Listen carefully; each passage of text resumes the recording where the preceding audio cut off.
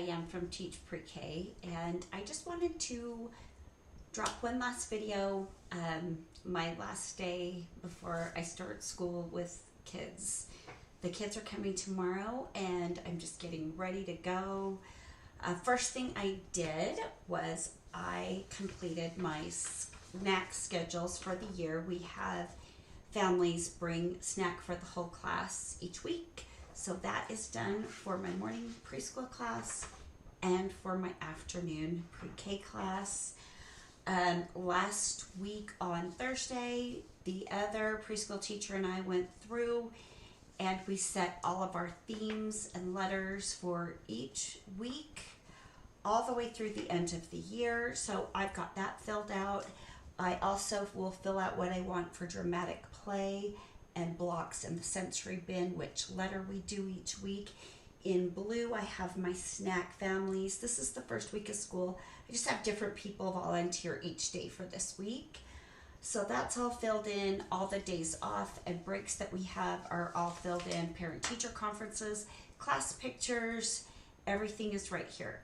So that when I sit down to write my classroom newsletter, I've got my information, because I always do important dates to remember, and who has snack, what our theme is, what our letter of the week is, and I let them all know precisely what's going on there. So that just helps me a lot get my newsletters printed, and I have so much information right here at my fingertips. I keep a copy at home and a copy at school. The parents will get a paper copy and a digital copy of the snack schedule, and there's one posted outside my classroom door just in case they forget.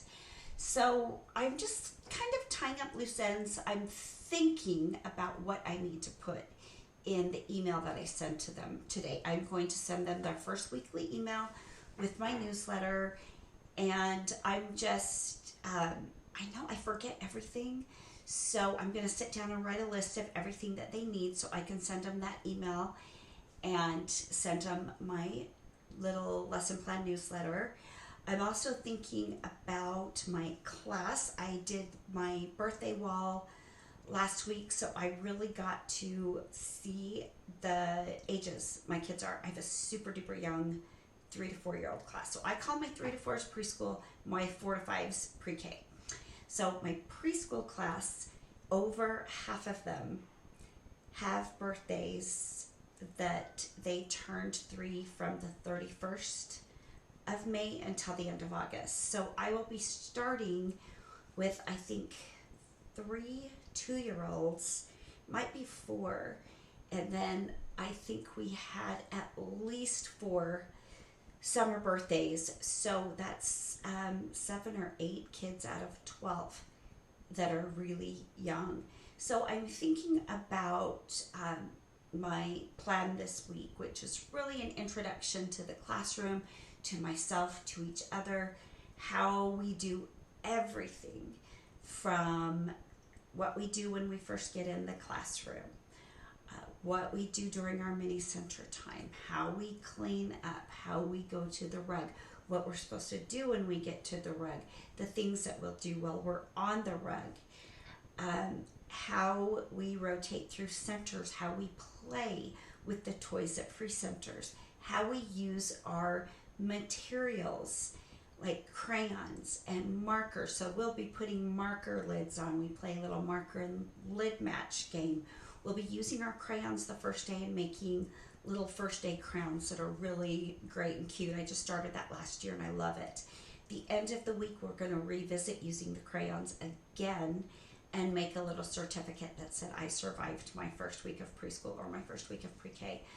So we'll have opportunities to do that. My pre-K, so that's my 4 or 5s, I will probably do a teacher-led center this week. I will not with my younger. What we'll do is we will just walk them through how to do centers the first day, and one of those centers will be making their first day crowns. We'll make sure that they know at the block table they can't knock over toys or take somebody's blocks, how we can knock over our own tower but not somebody else's tower, how to clean up the center, Um, just things like that. So we'll do the same with dramatic play. How do we share the toys in dramatic play? How do we clean up when we're done? What kinds of things do we do at dramatic play? How we treat it's a kitchen right now, so how do we treat our dramatic play furniture? Do we sit on it? Do we stand on it? Do we take the sink out and pop up like a jack-in-the-box? We don't do that. Do we crawl under the table? That's not okay in our classroom. So we just go over those things that we can still play and have fun, but that there are boundaries and that there are limits to what we can do in the classroom. We talk a lot about our inside voice, what we do when, what's our signal when we know we only have 1 more minute to play or we're moving on to something else. So it's going to be a lot of that for that morning class for the entire week.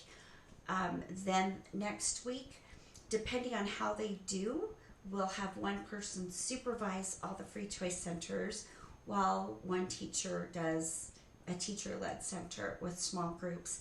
And then we might switch off. And if we have 2 teachers, we might try to, or we might just let 2 people observe.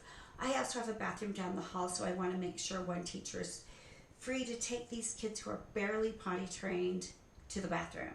So there's always potty accidents the first week of school. I mean, I'm counting on it. I'm counting on crying. At Meet the Teacher, I already saw some kids that had a hard initial separation. They were with their mom. Their mom was there the whole time, but to coax them to come and play with me for some of them took a little doing. And they're very different at Meet the Teacher when they are with their parents than they're going to be when their parents have to leave them with this strange person that they've never met. So, I just know this week is just first week of school is always a little rough. First month of school, especially for those 3-year-olds, is tough. It's tough. They have so much to learn. They're nervous. They might be really sad that they're missing their mom, and we go through a lot. We will talk about our feelings and our emotions. We will sing a lot of songs and spend some time outside because the mornings are absolutely gorgeous here this time of year. It doesn't really get hot until after lunchtime, and they will be long gone. My afternoon pre-K class, they'll probably need 1 day of going through centers. I have 16 kids, only 3 of them are new. So that means 13 of the kids know how it works at our school. So they're gonna jump right in, have 1 day of review, maybe 2 tops, and we can do a few more things with them. And we won't have to take them outside as long because it is going to be really hot. And even though we will make sure we get outside, it's just not going to be like my savior, right, to be outside. So, I'm just thinking about the activities that I'm going to do, trying to get it really firm in my mind. So tonight at about 8 o'clock, I don't have the Sunday scaries. I know that I'm ready. I've done this before. I know what to do. I know what I want to do at circle time. I know how I want that to go. I'm adding in a bunch of extra time in my little head schedule for potty breaks, crying, for coaxing kids to come to the rug that want to stay playing with the toys at the table. I don't have my toy shelves covered, so they're going to see all these toys, and they have to learn that those toys live on the shelf until Mrs. Lee takes them out. But we will play with all of those toys during the year, really multiple times over. But they want to play with everything all at once, and I don't blame them because there's so many fun toys. And I even have more fun toys in my back room, and there's more fun toys in our big toy storage closet. So it'll be fun. It will be exhausting. I'm so looking forward to it. At the same time, I don't want to let go of my summer schedule that has been, totally led by me and what I want to do. Now I'm going to have to be on, school's timetable, and that's always really hard. But my yearly reminder to all you teachers is that of self-care. And I think that begins with your mentality, and just don't expect too much of yourself this first week. You're going to have to give the kids a lot of grace and a lot of patience because they're new at this. And if you're like me and you've been off 2.5 months, you're going to feel like you're new at this, even though this is year 16.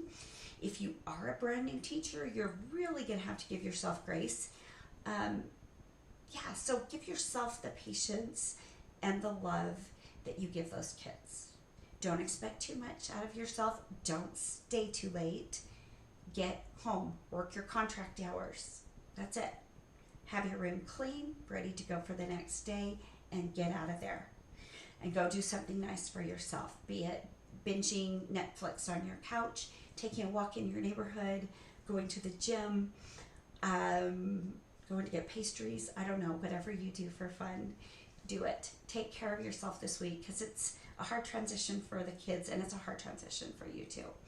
So that's my 2 cents on the first week of school.